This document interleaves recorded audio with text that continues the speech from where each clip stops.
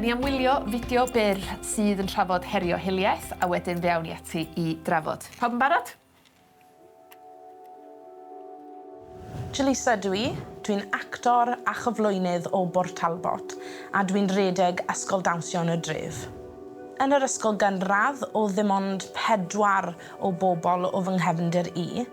Yn blwyddyn 4, o'na bois yn blwyddyn 6 oedd yn bwlian fi. O'n nhw'n taflu pethau ar draws y iard, o'n nhw'n gweiddi pethau, a wedon nhw pethau fel o lliw fy nghroen i'n brwnt. Oedd e'n teimlad really horrible. Dyna pryd nes i deimlo'n gwahanol. Oedd na grŵp o amgylch fi oedd yn trial helpu fi mas a wneud yn siŵr bod fi'n iawn ac wrth gwrs oedd yr athrawon yn really quick i helpu hefyd.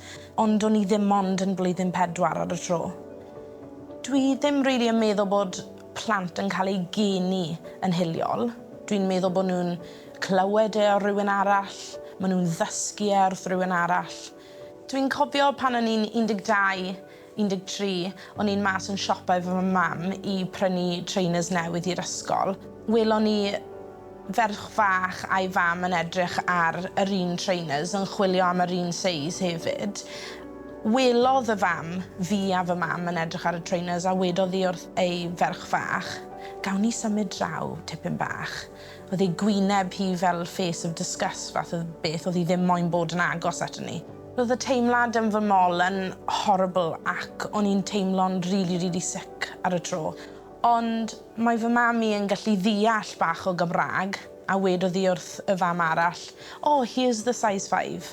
Ac nath y fenyw ar ferch gadael a wedodd fy mam wrthai, and that, Jalisa, is how you deal with that kind of situation.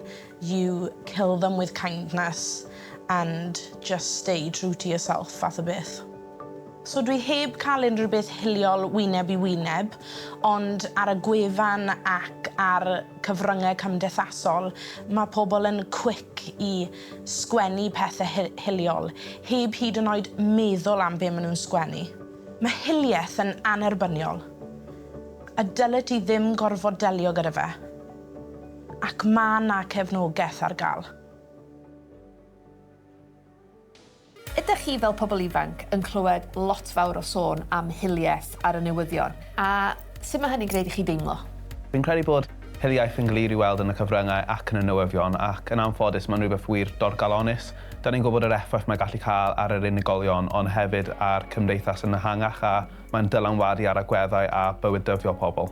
Yn anffodus, ond ni yn clywed llwythi am droseddau casineb sy'n digwydd yn y wlad hon. Fi'n credu bod hwnna yn destun sy'n braidd yn ofnus i bobl ifanc, achos yn aml oedolion sy'n gyfrifol am rhain, a dyma'r pobl i ni fod i edrych lan tuag atyn nhw, ond does neb wir yn dangos yr esiampl cywir efallai ar y newyddion, gan bod ni'n clywed y straeon ofnadwy yma.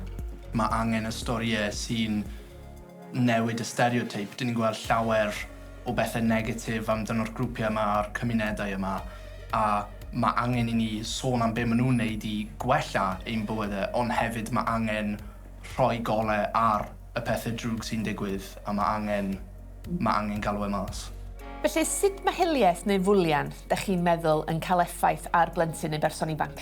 Mae'n gallu gwneud i'r dioddefwr deimlo'n isel iawn, ac yn enwedig o unig efallai, achos efallai mae nhw yw'r unig person o'r hilo neu'r cefndir yna yn eu cymuned nhw. So efallai bod nhw yn barod yn teimlo bach allan o le efallai, neu efallai bod nhw byth wedi teimlo fel yna, ond mae'r sylwadaeth hiliol yna wneud nhw gwestiynu ydw i'r un peth a pawb arall.